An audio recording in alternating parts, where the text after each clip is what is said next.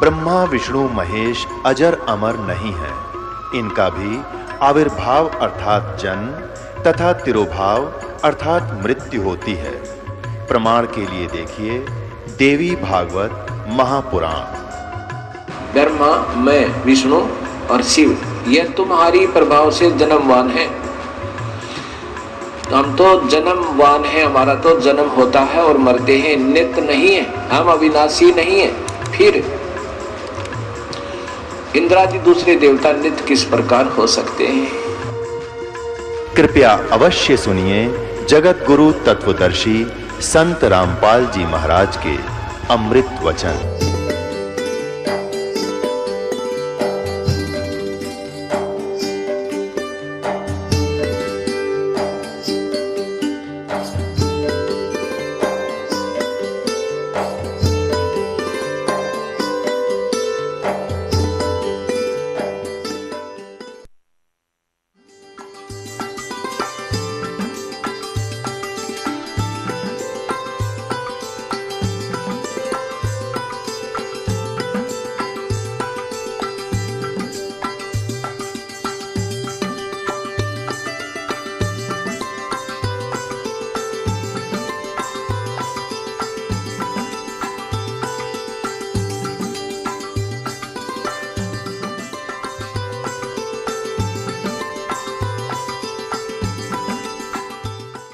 श्रीमद् भगवत गीता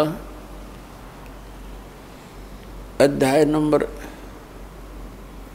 4 के श्लोक नंबर 32 में कहा है कि अर्जुन, जो मैंने अभी आपको ज्ञान सुनाया अध्याय नंबर 4 के श्लोक 25 से लेकर 30 तक, जिसमें कहा गया है कि कोई तो देवताओं की पूजा करते हैं और कोई हवन यज्ञ ही करके संतुष्ट है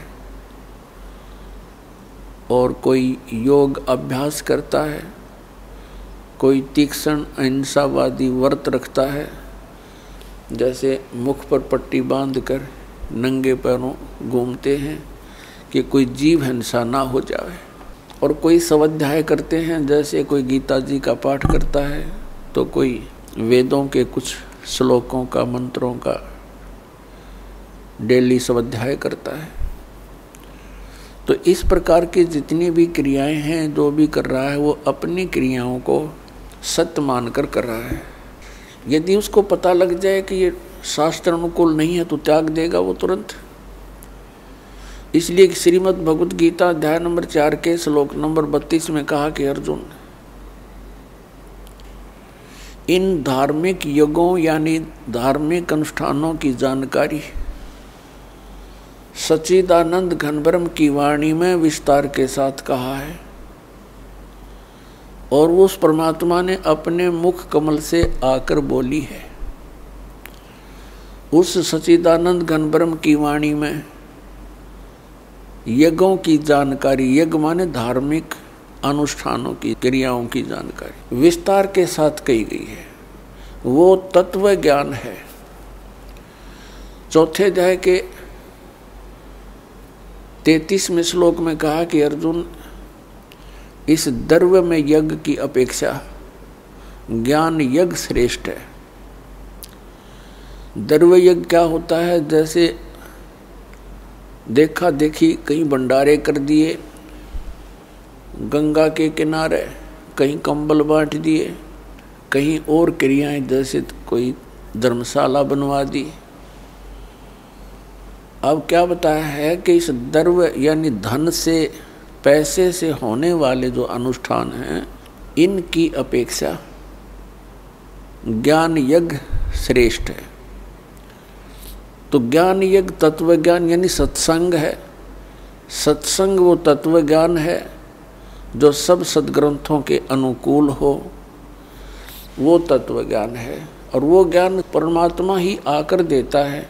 अध्यात्म यथार्थ ज्ञान परमात्मा स्वयं ही आकर प्रदान करता है। बाकी तो जीव संज्ञा के प्राणी हैं, जीव संज्ञा में हैं, वो अपने अपने अनुभव अटकल लगाते रहें, लेकिन यथार्थ ज्ञान परमात्मा ही बता सकता है।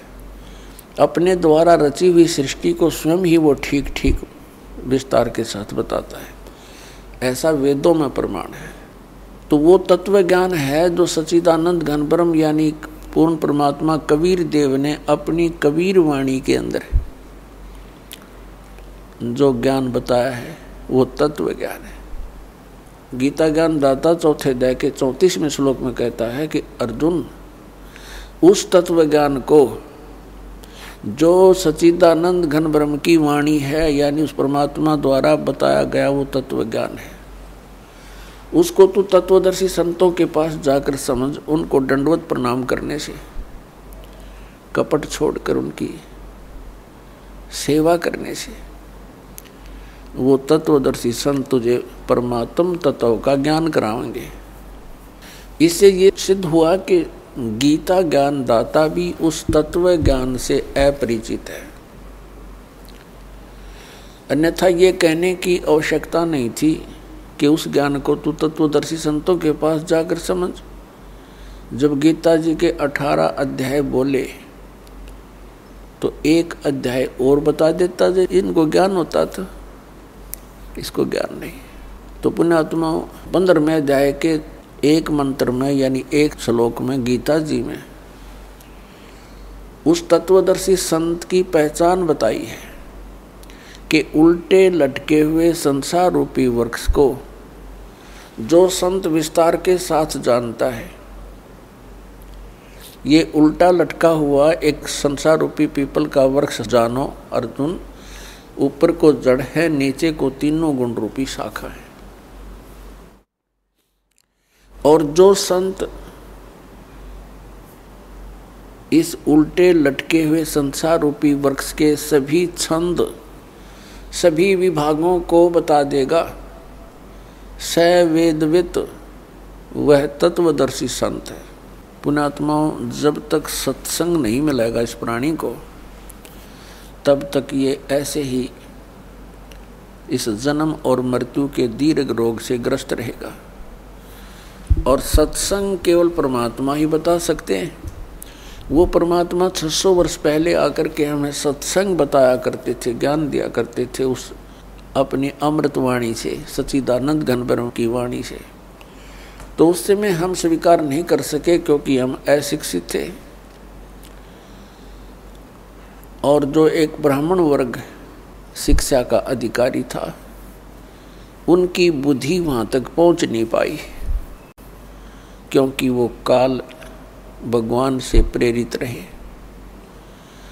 और परमात्मा का विरोध करवा दिया, ये कहकर कि कबीर अशिक्षित है, ये संस्कृत भाषा नहीं जानता है, ये ऊट पटांग बोल रहा है, ये झूठ बोल रहा है।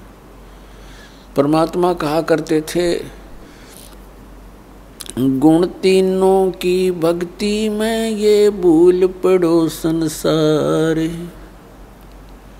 कहें कबीर निज नाम बिना कैसे उतरो पार। तीन देव की जो करते भक्ति, उनकी कदे ना होवे मुक्ति। आज से लगभग 600 वर्ष पहले ये शब्द बोलना कि तीन देवता ब्रह्मा विष्णु महेश जी की जो भक्ति करते हैं उनका कभी मोक्ष नहीं हो सकता। पुण्यात्माओं, 600 वर्ष पहले ये बात कहना अपनी मौत को आमंत्रण देना होता था, अपनी मौत को निमंत्रण था। लेकिन वो तो अविनाशी थे, वो तो परमात्मा थे और उन्होंने उस समय ये शब्द बोले थे और ऐसा घोर विरोध किया था उस मालिक की। उन लीलाओं को जो पढ़ते हैं आंखों से आंसू नहीं सूखते, ऐसे जुल्म गुजारे थे उस परम पिता के ऊपर, हमारे भगवान अपने पिता के ऊपर। अब जो विरोध कर रहे थे वो भी उसी के बच्चे, ब्राह्मण काजी मुल्ला उसी परमात्मा के बच्चे हैं। उस परमेश्वर ने किसी को भी दुराशीष नहीं दी, नहीं तो वो समर्थ शक्ति, वो हमारे पिता ना होते तो उनको बहुत कुछ दंड दे देते, ऐसा दे देते पूछो मत। जैसे एक बार गोरखनाथ जी के साथ मजाक कर दिया किसी ने, और उसने इतना गुस्सा उठा, वह मंडली थी उसके साथ 400-500 की, उसने एक शब्द उच्चारण कर दिया कि खड़े हैं वो तो पत्थर बन जाएंगे और बैठे हैं वो सिद्ध। खड़े ज़्यादा थे, बैठे थोड़े, जितने खड़े थे वो सब पत्थर की मूर्तियां बन गई।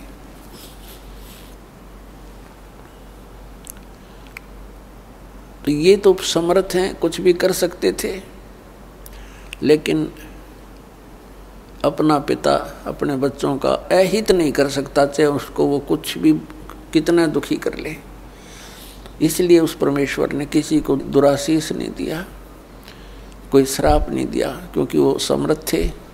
उनको मालूम है कि ये मेरे ही बच्चे काल की भांग पी के मेरे शत्रु बन गए।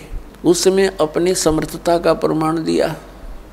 इसी सत्य कहने के कारण उस परमात्मा को जेरे कुएं में डाल दिया। एक बहुत पहले 200-200 फुट नीचे गहरा जल होता था कुओं में, और जेरा कुआं वो होता था जो नीचे से उसका पानी खत्म हो जाता था और काफ़ी गहरा हो जाता था। उसमें डाल दिया। ऊपर से झाड़, बोझड़े, कांटेदार छड़े, कंकर, पत्थर, रेत से भर दिया। एक शेख तकी नाम के एक जलील व्यक्ति ने,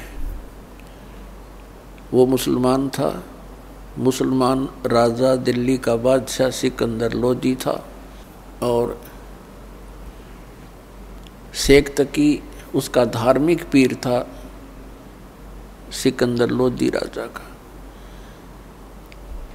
मुसलमानों को इकट्ठा कर लेता था, राजा के सामने नारे लगवा देता था, राजा पब्लिक को देखकर घबरा जाता था, और फिर वो मनमानी सजा दिया करते थे।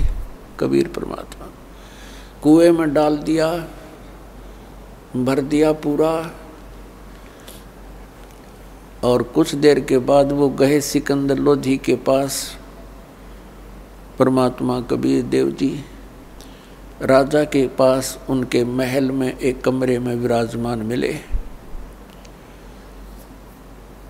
क्योंकि वो समर्थ थे, वो पूर्ण ब्रह्म हैं, वो समर्थ हैं। लेकिन उनकी लीलाओं को देखा जाता है, पढ़ते हैं तब रोंगटे खड़े हो जाते हैं। हमारे पिता हमारे हित के लिए आए थे, हम उनके शत्रु बन गए। तो उस समय हम अशिक्षित थे। अब परमात्मा ने सबसे पहले ये रजा बख्शी, हमें शिक्षित करवाया। पुण्यात्माओं 5500 वर्ष तो कलयुग बीत गया, और उससे पहले जालिए कितना समय 3 युग गए। केवल एक ब्राह्मण वर्ग ही शिक्षा का अधिकारी था और कोई शिक्षा नहीं ग्रहण करता था, क्योंकि यह शिक्षा अच्छी नहीं है, यह बेईमान बनाती है प्राणी को। ये पाप करने से फिर हिचकता नहीं है व्यक्ति। यह शिक्षा गई ब्राह्मण समाज में। इस शिक्षा को इन्होंने रोजी रोटी का धंधा ही बना लिया, और पाप के भागी बनने लगे। अब शिक्षा आ गई सब समाज में। कितने चतुर बन गए हम भले ही ऊपर से कितने शिष्ट नजर आते हों, सुंदर कपड़े पहन के, बढ़िया कोई ठिकार लेके, अंदर से कति खोखे और खोखले हुए पड़े हम। हमारे विचार वो नहीं रहे जो हमारे दादे और परदादा के हम देखा करते थे। कितनी इंसानियत थी उनके अंदर। अब पुण्यात्माओं, हम जैसे वर्तमान के मानव से भी हमारा पाला पड़ा है, और आज से 55 वर्ष 50 वर्ष पहले जब हम कुछ जानने योग्य हुए वो समय भी हमने देखा है। उस समय में और आज में दिन और रात का अंतर हो गया। इतनी गिरावट आ गई हमारी मानसिकता के अंदर, हमारे शिष्टाचार के अंदर। इसका कारण ये शिक्षा ही है।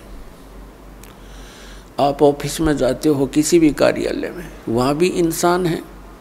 बाहर पंक्ति में खड़ा वो भी इंसान है। कोई दया धर्म नाम की चीज़ नहीं रह रही। खाएं जाओ धक्के, गिड़गिड़ाएं जाओ उनके सामने, रहम रहा नहीं। 10 रुपये दे दे तो काम कर दे, नहीं तो खाओ धक्के। तो ये जलालत हमको किसने सिखाई? इस शिक्षा ने सिखा दी। और क्या करते हैं फिर उस पैसे का? हम कोठी बनाते हैं, बंगला बनाते हैं, कार खरीदते हैं, और फिर घर में कोई ना कोई ऐसी समस्या, कोई दुर्घटना हो जाती है, कोई बीमारी लग जाती है। उस सारे पैसे को फिर हम ऐसे ही, वो पैसा तो रहता नहीं, व्यर्थ हो जाता है। कोठी बना दी, मृत्यु होगी। आप गधा बनकर कुम्हार के घर मिट्टी ढो रहा है और कोठी वहाँ खड़ी है, चाट ले उस कोठी को। एक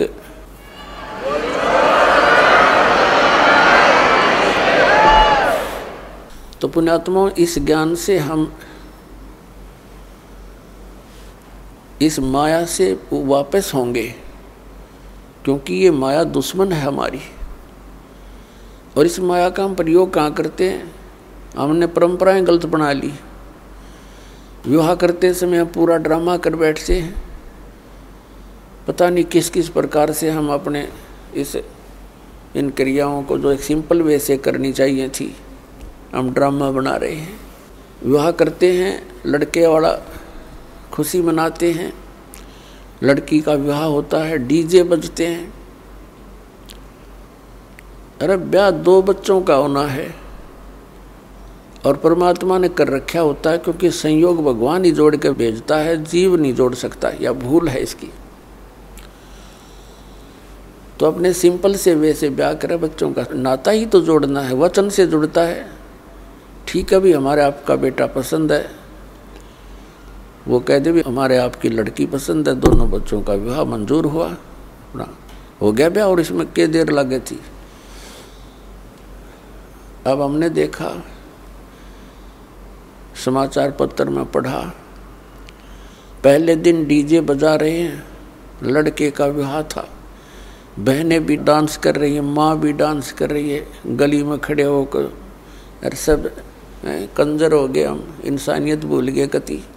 अगले दिन क्या होता है कि विवाह के लिए जा रही थी बारात, रास्ते में दुल्हे वाली कार टकरा गई एक ट्रेल लेते हैं, दूल्हा मर गया, साथ में और बैठे थे 6-7, वो मर गए। पहले दिन तो खुशी मना रहे थे, अगले दिन टक्कर मार कर रो रहे हैं। तो इस काल के लोक में और हम बकवाद करें, इसलिए कर रहे हैं क्योंकि हमने भांग पी रखी है, नशा हो रहा है हमारे। नशा उतर जाएगा जब ये चीज़ आपने ऐसी दुश्मन दिखाई देंगी जो ड्रामा हम करते हैं। एक समय नानक साहिब जी के पास भक्त कोई व्यक्ति चले गए और कहा, महाराज जी आप ऐसे रहते हो खोए खोए से, आप कभी खुश नजर नहीं आते, आपका चेहरा ऐसा रहता है जैसे महादुखी प्राणी होया करे, और आप तो महापुरुष हो, आपको काहे की टेंशन है। तब नानक साहिब जी ने कहा, भी ना जाने काल की कर डारे और किस विध ढल जा पासावे, और जिन आते सरते मौत खुड़क दी उन्होंने केड़ा हंसावे। अब ना जाने कब के बिजली गिर जा, 1 सेकंड का भरोसा नहीं, 1 सेकंड का। और हम फिर भी यहाँ फूले नहीं समाते। तो ये हमारी इस अज्ञान का ही कारण है, और इस भांग जो हमने पी रखी है माया की, इसका प्रभाव है। ये सत्संग से, परमात्मा की भक्ति से ये एंटीबायोटिक है, इस भांग का नशा उतर जाएगा। ये उतरने के बाद देखना फिर कितना आपका वजन हल्का होगा, आपकी रुचि नहीं रहेगी कितने सांग सिनेमा देखने की। आप न सोचोगे क्यों समय बर्बाद किया, या तो मालिक की चर्चा चलेगी, या सत्संग सुनने का दिल करेगा, या फिर अपनी सुबह शाम दोपहर की क्रियाएं और फिर मंत्र दिन में। इतना बिजी शेड्यूल हो जाएगा आपका, बकवाद करने का समय कौन मिले। और कभी समय मिलेगा तो रुचि नहीं बन सकती है, क्योंकि आत्मा स्वीकार करे नहीं। बहुत दिन हो गए इसने ये बकवाद करती ने, इसका कुछ भी हाथ नहीं लगा। तो पुण्यात्मा, हमने अपने सिर पर आप पर वजन घना रख लिया है। सबसे पहले तो हमने इस विवाह के ऊपर खर्चा कतिबंद करना पड़ेगा। फिर हम कोठियाँ बनाते हैं, सिंपल मकान बनाओ, ठीक है। जिसके पास 2 पैसे हैं वो भी अपना हिसाब का ही मकान बनावे, लोग दिखावा नहीं करे। तो उसमें हमें भक्ति में ज़्यादा समय मिलेगा, हमारी टेंशन खत्म होगी।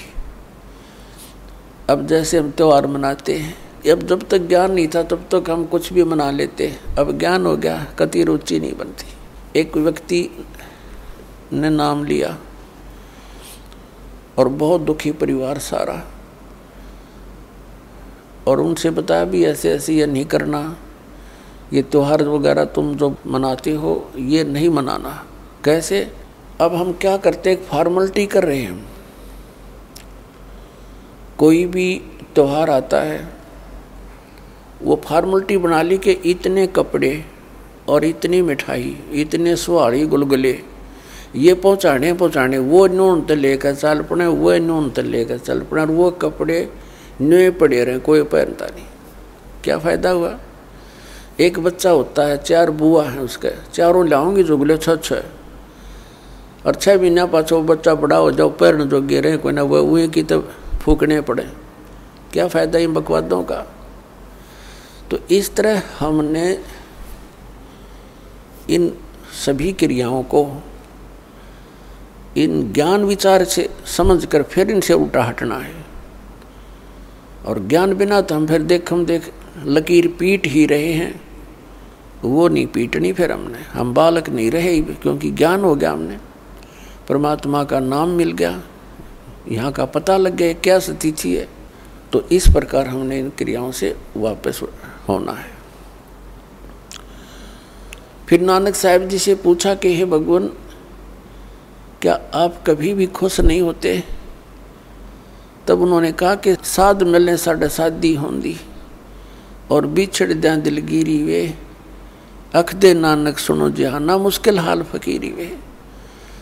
साध मिले साढ़े साधी होंदी, भक्तों से हमारा मिलन होता है। मेरे बच्चे जो मेरे शिष्य हैं ये मेरे पास आ जाते हैं सत्संग के समय, तो हमारे एक विशेष खुशी होती है। हमारे यह शादी है, ये विवाह है हमारा, आत्मा का विवाह परमात्मा से होता है। कहते साध मिले साढ़े साधी होंदी, और विछड़ द्या दिलगिरी वे। जब ये यहाँ से सत्संग सुनकर जाते हैं तब मुझे फिर उदासी छा जाती है। क्यों छा जाती है? कि ये बच्चे परमात्मा के हंस इस ज्ञान से कुछ परिचित हुए हैं, और अब ये जा रहे हैं उन लोगों के बीच में जो परमात्मा के ज्ञान से अपरिचित हैं। और कहीं ये बच्चे अपना नियम भंग करके और उन लोगों के विचारों को सुनकर अपनी दिशा ना बदल लें, ये नाम से वंचित ना हो जाए। और जब ये वापस आ जाते हैं एज इट इज़, तो मुझे खुशी होती है कि मेरी फसल में कीड़ा नहीं लगा। तो कहते हैं साध मिले साढ़े साधी होंदी, और बिछुड़ जा दिलगिरी वे, अख दे नानक सुनो जहाना, या मुश्किल हाल फकीरी वे। ये भक्ति बहुत मुश्किल बना दी इन अज्ञानी संतों और महंतों, आचार्यों और शंकराचार्यों ने। परमात्मा से दूर कर दिया हमारे को, तत्व ज्ञान रहा नहीं, सदग्रंथों का ज्ञान हम तक पहुंचा नहीं, लोक वेद बना करके हमारे को ऐसे दंत कथाएं सुनाती जिनका कहीं कोई सिर पैर नहीं।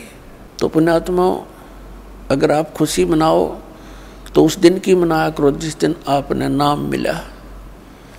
कबीर साहब कहते हैं जिस दिन सतगुरु भेंटिया 100 दिन लेख जान और बाकी जन्म गंवा दिया बिना गुरु के नाम।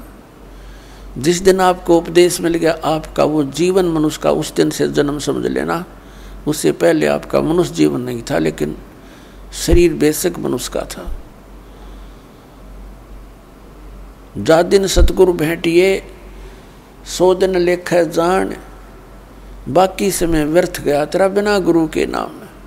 तो पुण्यात्माओं,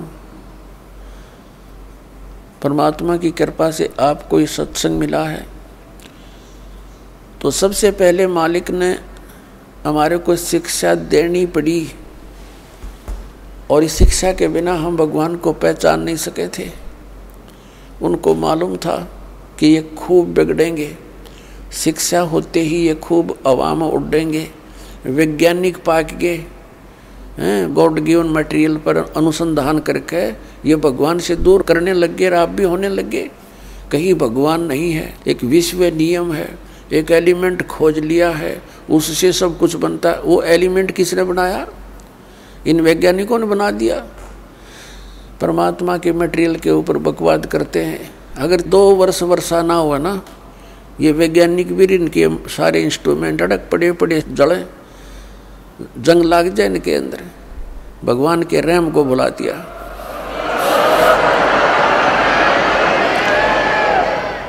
भगवान से कोसों दूर कर दिया हमारे को, और क्या बनाया इन्होंने? परमाणु बम बना लिया अपना नाश करने के लिए। है तेरा गजब है।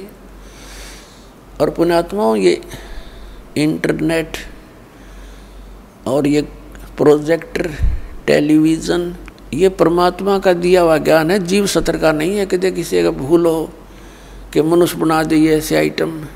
परमात्मा कबीर जी ने उनको बुद्धि देकर के ये बनवाया है। और किस लिए? आज के दिन के लिए, इस समय के लिए, कि एक जगह मेरा ज्ञान चला करेगा, करोड़ों बच्चे मेरे एक टाइम पर सुना करेंगे और प्रत्यक्ष प्रमाण देखा करेंगे। प्रोजेक्टर बनवा दिए, दास यहाँ दिखाता, आप वहाँ बैठे प्रमाण देख रहे हैं, टीवी के ऊपर देख रहे हैं, घर घर बैठा परमात्मा संदेश भेज रहा है।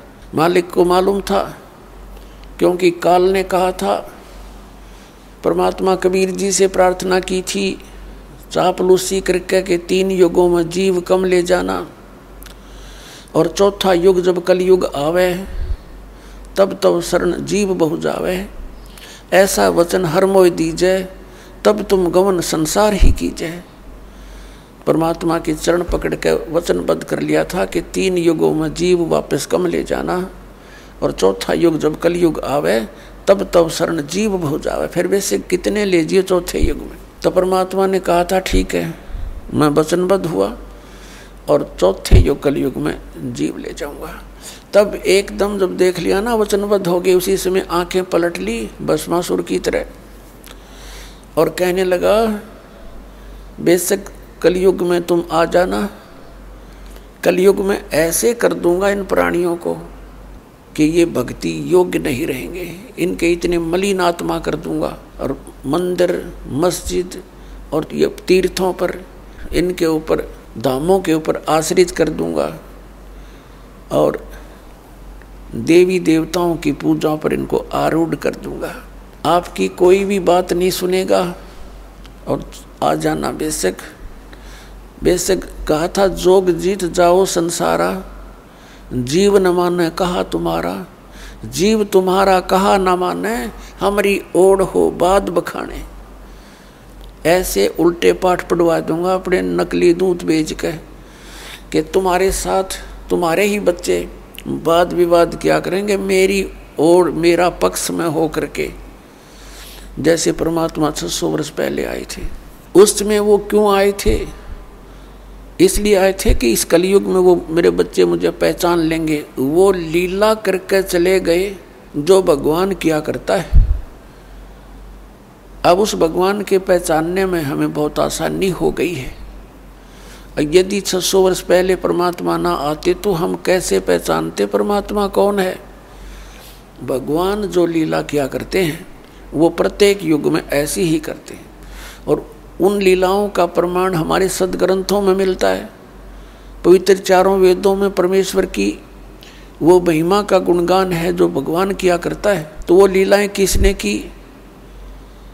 वो 600 वर्ष पहले बनारस में, काशी शहर में, भारतवर्ष के इस पावन धरती पर आए थे, जुल्हा रूप में, धानक रूप में रहे थे 120 वर्ष। वो कबीर परमात्मा, उन्होंने वो लीलाएं की हैं जो वेदों में प्रमाण है जिनका। तो who is God? Kabir is God. परमात्मा कौन है? कबीर साहब परमात्मा है। और परमेश्वर ने 600 वर्ष पहले कहा था, वेद मेरा भेद है, मैं ना वेदन के माही, और जौन वेद से मैं मिलूं ये वेद जानते नहीं। परमात्मा ने कहा था कि ये चारों वेद मेरा ही भेद यानी मेरी महिमा का गुणगान ही कर रहे हैं, लेकिन इन 4 वेदों में वर्णित विधि से मेरी प्राप्ति नहीं हो सकती, सतलोक प्राप्ति नहीं हो सकती, अमरलोक प्राप्ति नहीं हो सकती। इनमें पूजा की विधि नहीं है वो जो सतलोक जा सके हम। तो उसकी पूर्ति करने के लिए परमात्मा स्वयं आते हैं प्रत्येक युग में और अपने मुख कमल से वाणी बोलते हैं। चारों युग में संत पुकारे, कूक कहा हम हेल रे, हीरे माणिक मोती बरसे, ये जग चुगता ढेल रे। कबीर परमात्मा कहते हैं चारों युग में मेरे संत पुकारे, जिनको परमात्मा मिले, सतलोक लेकर गए, उनको फिर वापस पृथ्वी पर अपने गवाह बना कर छोड़ा। तो उन्होंने आँखों देखा भगवान का, वो वर्णन किया, उनकी महिमा को बताया। उसके विषय में परमात्मा कहते हैं चारों युग में संत पुकारे, कूक कहा हम हेल रे, हीरे माणिक मोती बरसे, ये जग चुगता ढेल रे। चारों युग में मेरे संतों ने यही गुणगान किए, आँखों देखा मेरे को, और मैंने भी आकर के ऊंचे ऊंचे स्वर में कहीं भी खड़े हो गए मदारी की तरह, एक तारा हाथ में लेके अपनी पवित्र वाणी से, अमृत वाणी से वहाँ वर्षा करने लगे अपने ज्ञान की। और ऐसी यही तरीके थे, सैकड़ों व्यक्ति इकट्ठे हो जाते थे, परमात्मा की उस अमृत वाणी को सुनकर गदगद हो जाते थे। परमात्मा के मुख से बोली हुई वाणी भी जितने भी वहाँ उपस्थित लोग सुना करते थे, उनके बहुत से पापों का वो नाश हो जाता था। यानी वो अपने बच्चों को फिर से भक्ति से परिपूर्ण करने के लिए आते रहते हैं, ताकि इनमें आस्था भगवान की बनी रहे। और काल ये चाहता है कि ये नास्तिक हो जाएं, इनको कोई भी आध्यात्मिक लाभ ना हो, ऐसी भक्ति विधि प्रवेश करवा दी संसार में,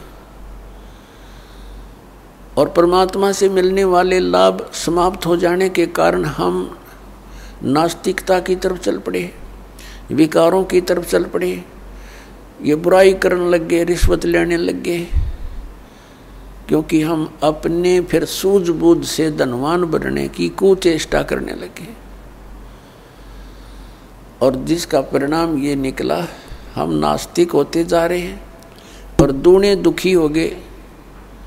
जैसे कोई व्यक्ति 2 नंबर से पैसे इकट्ठे करता है, कोई मिलावट करता है, कोई रिश्वत लेता है, या कोई किसी को धोखा दे करके पैसे इकट्ठे करता है, तो उसके लिए वो विष का काम करेंगे। अब एक व्यक्ति बता रहा था, उसका इकलौता पुत्र बीमार हो गया। पहले तो अपने लोकल डॉक्टरों को दिखाते रहे, कभी आराम हो जाए, कभी फिर हो जाए, फिर ऐसे ही साधु संतों के चक्कर में पड़ गए। फिर लास्ट में जब बिल्कुल वो एट द डेथ हो गया, मरने को हुआ, तो उसको फिर पीजीआई ले गए, वो ऑल इंडिया इंस्टीट्यूट दिल्ली लेकर गए। उसकी दोनों किडनी फेल होगी, किडनियों का ऑपरेशन हो गया, किसी रिश्तेदार ने दे दुआ दिए हुए। तो फिर क्या हुआ, वो लड़का स्वस्थ हो गया, पैसे लग गए लगभग 3 लाख से ऊपर। आज से लगभग 30 वर्ष पूर्व की बातें हैं। उस समय 3 लाख की बहुत की, आज के तो 30 लाख और उस समय के 3 लाख, इतना वो था, अंतर है अब की। उस समय जो पैसे की वैल्यू थी, तो उसने क्या बताया कि मेरा लड़का स्वस्थ हो गया और पैसा इतना लग गया कि कर्जा हो गया। शादी विवाह की तैयारी कर रखी थी, विवाह से कुछ समय पहले ही दुर्घटना यानी बस एक्सीडेंट में मृत्यु होगी। अब वो इस सत्संग को सुनकर आंखों से आंसू नहीं सूख रहे थे उस व्यक्ति के, और अपने आप को कोस रहा था कि मुझे तो थोड़ी सजा मिली भगवान, मैं इतना नीच व्यक्ति था। अपने बच्चे को सुखी करने के लिए, इसको कार और कोठियों में देखने के लिए मैंने ऐसी गलतियां की कि अब मेरा कलेजा फटकर आता है। 2 लाख रुपए कमाए होंगे 5-10 वर्ष में, 2 नंबर का काम करके। 2 नंबर का काम क्या था कि उस समय ये कैसेट, ये टेप चले थे, टेप रिकॉर्डर से चले थे, और उनकी जो रिफल होती थी वो कैसेट, वो कहता मुझे 2 रुपये में पड़ा करती, सारी थोक का बाला करता तोल के भाव से, और वहाँ बना बना कर नकली और ओरिजिनल कवर के अंदर भर देता था। मुझे 2 रुपये में पड़ा करती वह सारी, और मैं 32 रुपये में बेचा करता, और वो जाते टूट जाती, मेरे पास आते मैं फेंक देता, मैं क्या करूं। और आज मुझे वह सजा सही मिल गई।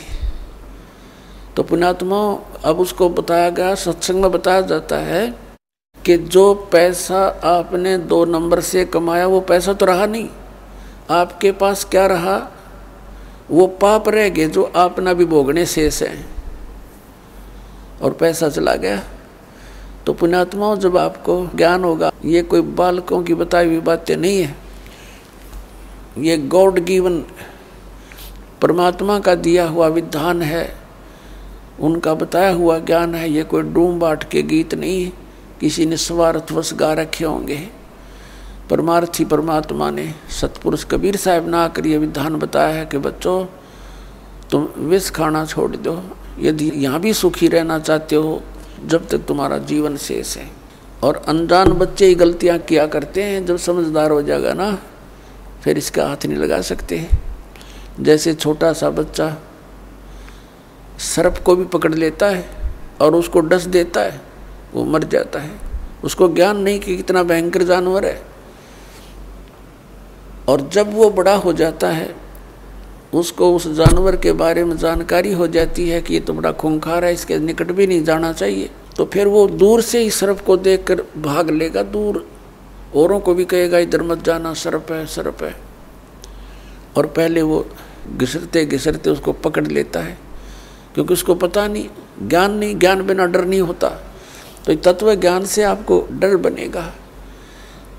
फिर उसके बारे में बताया है कि जैसे किरका जहर का रंग होरी हो, कहो कौन तिस खावे राम रंग होरी हो।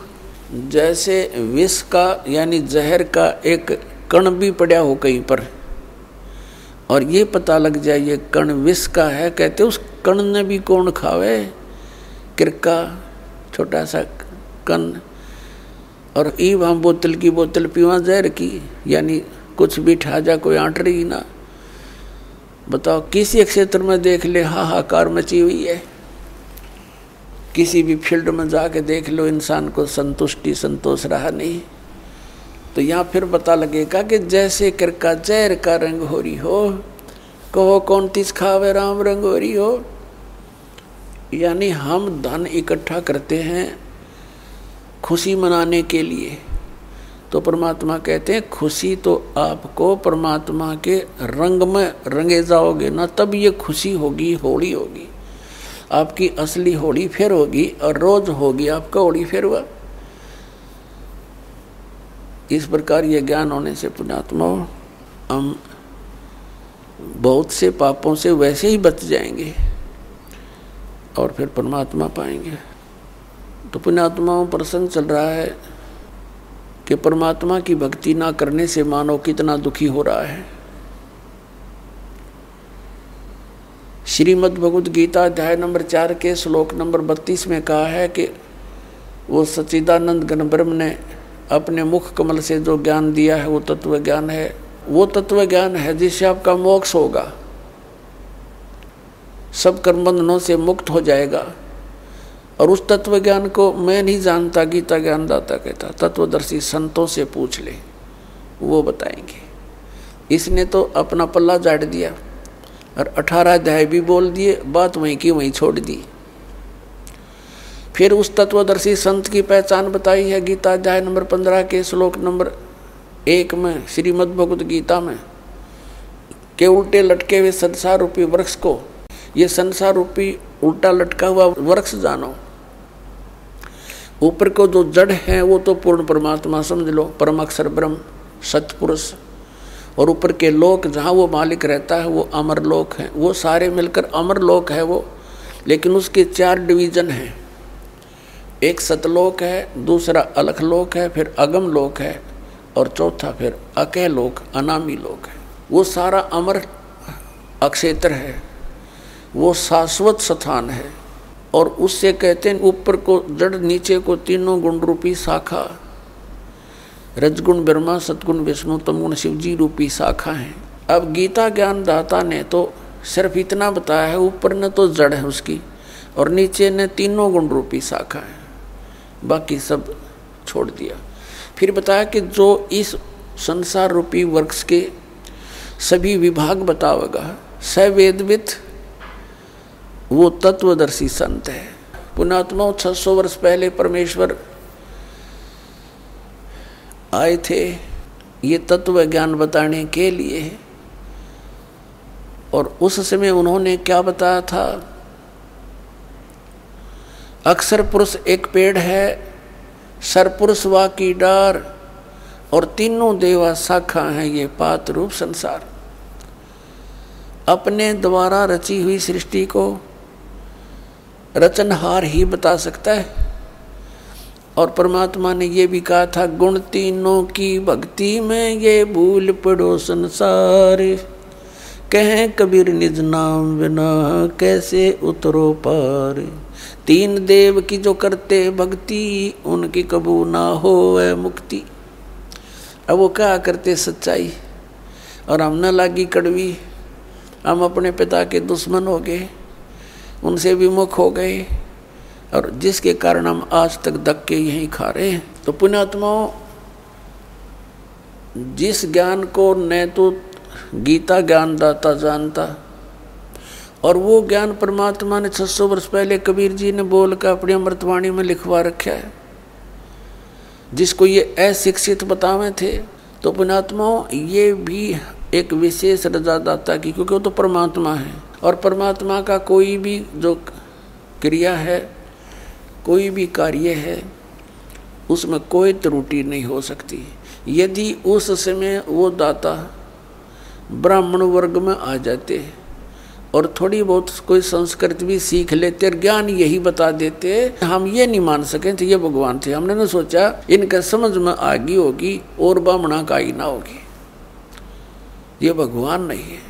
अब क्लियर हो गया, जो अशिक्षित अक्षर ज्ञान जानता नहीं और वो ज्ञान बता रहा जो वेदों और हमारे पुराणों में लिखा हुआ है, और हमारे धर्म गुरु आचार्य शंकराचार्य ब्राह्मण ये ऋषि महर्षि संत और महंत, इनको कख नहीं पता उन पुराणों और वेदों और गीता का। तो who is God? Kabir is God.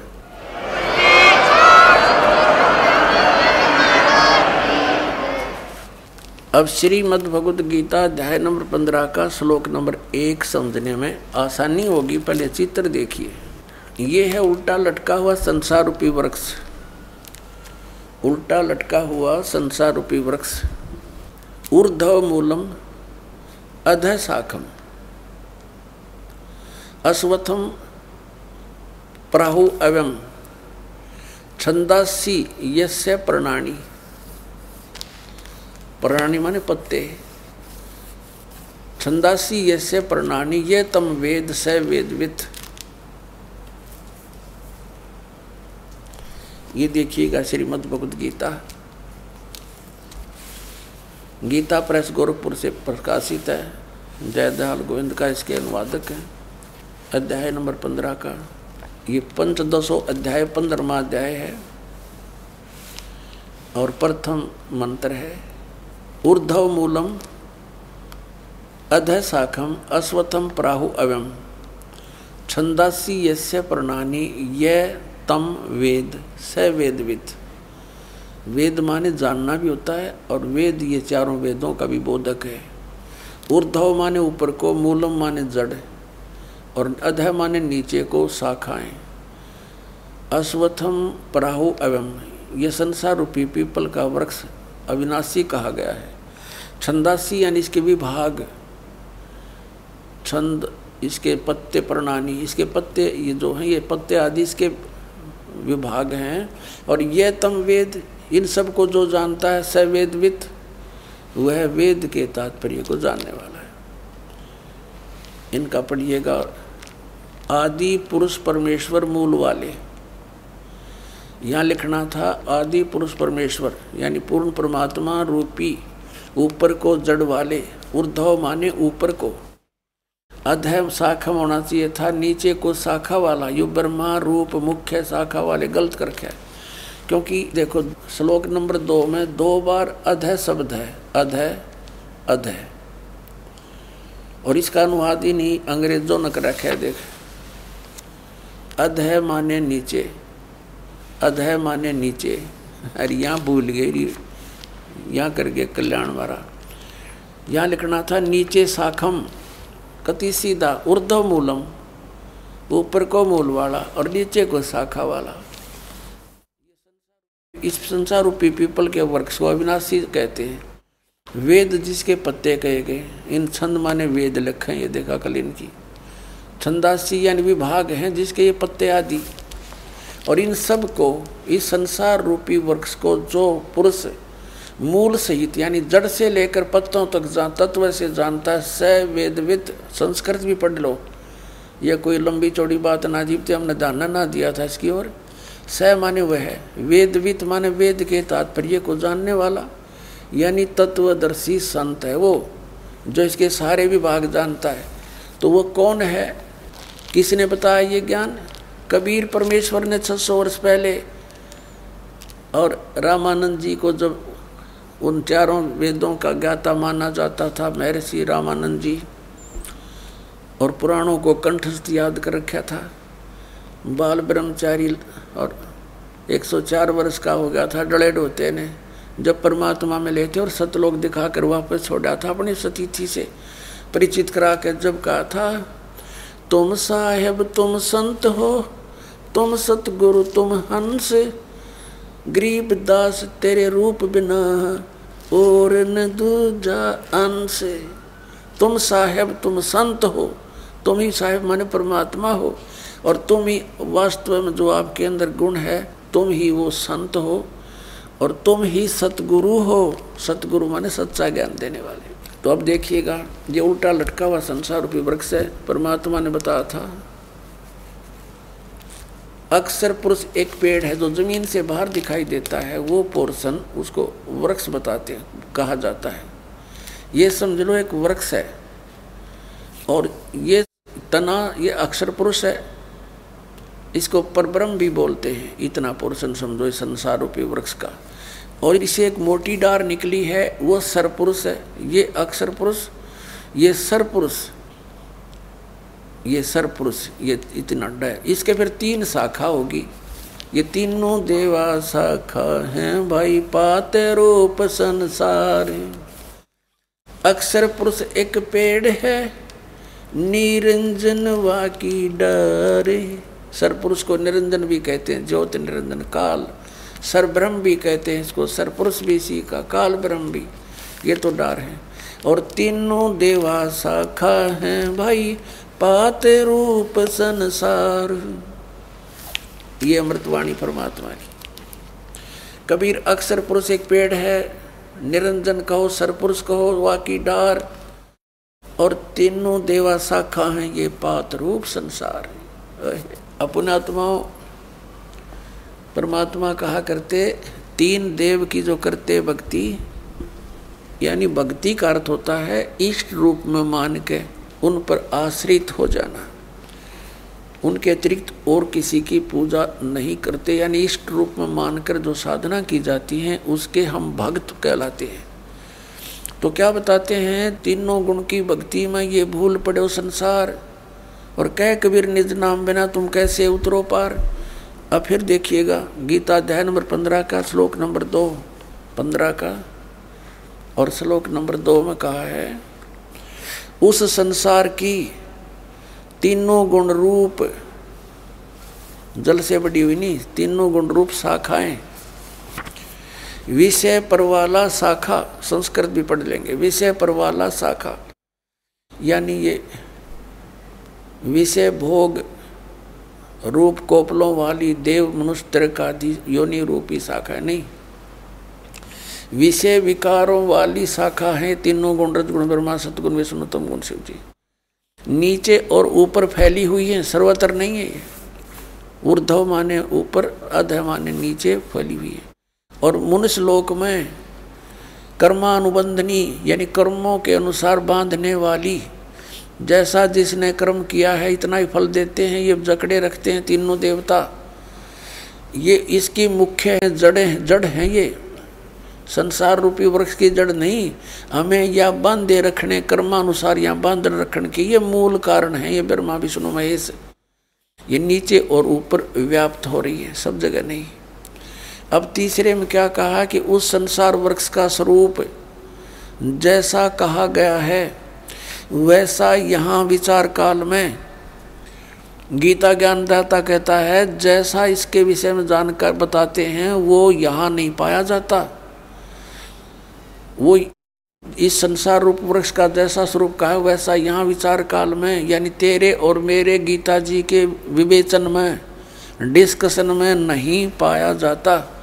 यानी मैं नहीं बता पाऊंगा इसकी पूरी जानकारी, क्योंकि इसकी न आदि और न अंत है। गीता ज्ञानदाता कहता मैं इसके आदि और अंत से परिचित नहीं हूँ और न इसकी अच्छी प्रकार से स्थिति है। इसलिए इस सुविरुद्ध मूलम अति दृढ़ मूल वाले, ये नहीं अति दृढ़ मूल वाले, क्योंकि ऊपर को जो जड़ रूपी है, जैसे आपने ये देखा, देखिएगा अब यहाँ तक तो आपने देख लिया कि ये अक्षर पुरुष तो एक पेड़ हो गया जमीन से बाहर, सरपुरुष इसकी डार होगी, तीनों देवा शाखा हो गए, हम पात रूप में समझ ले, लेकिन ये जड़ भी शेष बच गई। ये है वो पूर्ण परमात्मा। इसको पूर्ण ब्रह्म कहो, परमेश्वर कहो, परम अक्षर ब्रह्म कहो, तो ये जड़ है। अब जड़ से ही सारी खुराक मिलती है पेड़ को, तो सबका धारण पोषण करने वाला भी यही परमात्मा हुआ, जो जड़ रूपी यानी परम अक्षर ब्रह्म परमात्मा है। ये जड़ है, ये परम अक्षर ब्रह्म है। ये है कौन? ये देखिएगा, ये वो है परमात्मा जो काशी में धारण दुल्हा बनकर रहे थे 120 वर्ष तक, और ये लीला बताकर अपने द्वारा रची हुई सृष्टि को बताकर चले गए थे।